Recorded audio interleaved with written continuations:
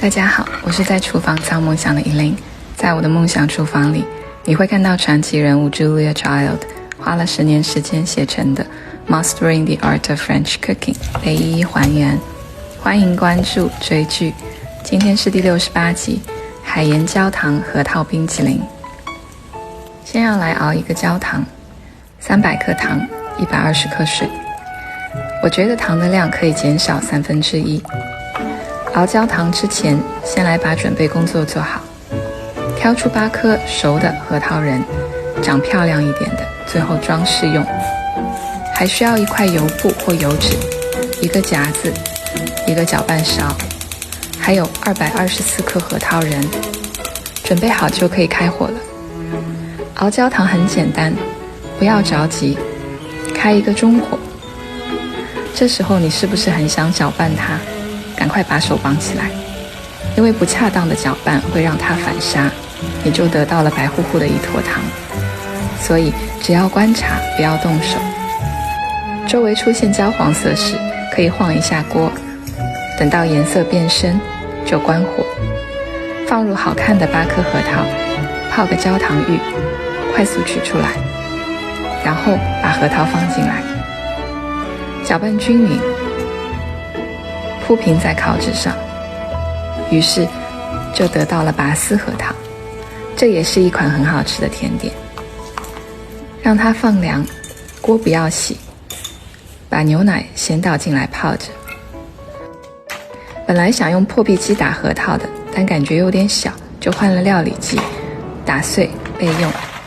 Julia 70年前用的料理机，其实就是她的商用品牌。接着我们来做蛋黄酱。提前做好准备工作，4颗蛋黄先打出来，小火加热刚泡着的牛奶。一个装了1/3水的锅，可以装下打蛋盆，先在火上加热。再有一个放冰块或冰袋的锅，加适量水。这些都准备好，我们就可以开始做起来了。把2/5的核桃放进蛋黄里，打成粘稠的质地。烧开的牛奶一滴一滴地打进来，不要快，不然就变蛋花汤了。带着橡皮刮刀一起做到热水里，不断地搅拌，直到质地变厚。Julia 说不能煮过头，因为它会变成鸡蛋羹，也不能煮不到位，所以需要把握一下质地。似乎是变厚了，同时超过60度也给蛋黄杀菌了。撒上大量的海盐，这不是 Julia 说的，是我。我觉得好吃的坚果或巧克力甜点里面必须有盐，当然你也可以不放。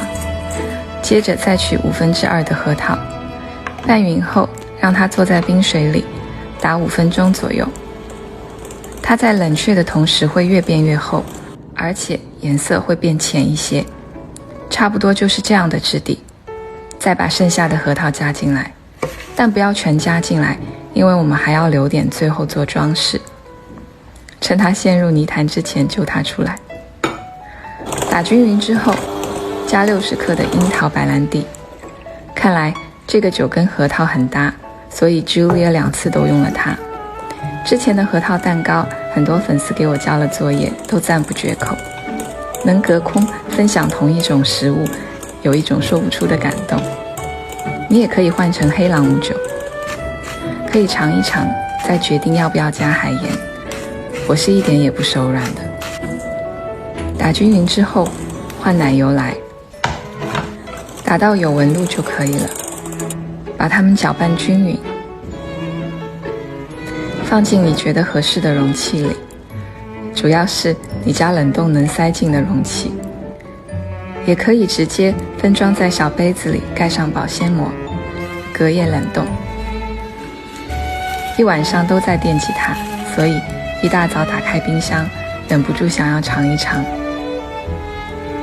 非常的绵密、柔软、顺滑。装饰上昨天做的核桃，挖一块出来。其实我拍了很久很久，都找不到合适的角度，把我眼睛看到的美好呈现出来，以至于它已经化了。不过还是很好吃，就是甜了一点。法国人对甜的认知跟中国人不太一样，跟上海人更不一样。上海人对甜点的最高评价就是不太甜。我是可以空口吃完整瓶果酱的人，所以我可以接受，普通人不行。它的味道是很丰富的，樱桃酒的香气，核桃的油脂感，焦糖的风味，绵密的口感，最主要还有那一丝海盐给味蕾带来的冲击，让奶香味更浓郁了。我从结完婚开始就自己做甜点，幸福地长了20斤。有一次爬楼梯特别费劲，就下决心开始减肥，减了30斤。这个成果已经维持了2年多。最近想增加一些肌肉的训练，结合有氧，因为我需要更充沛的体力和精力。最主要是做完这500道菜之后，我至少还可以维持目前的体型。希望大家可以试试看这道冰淇淋，也要运动起来，那样就可以有好胃口了。Bon appétit! Bon appétit!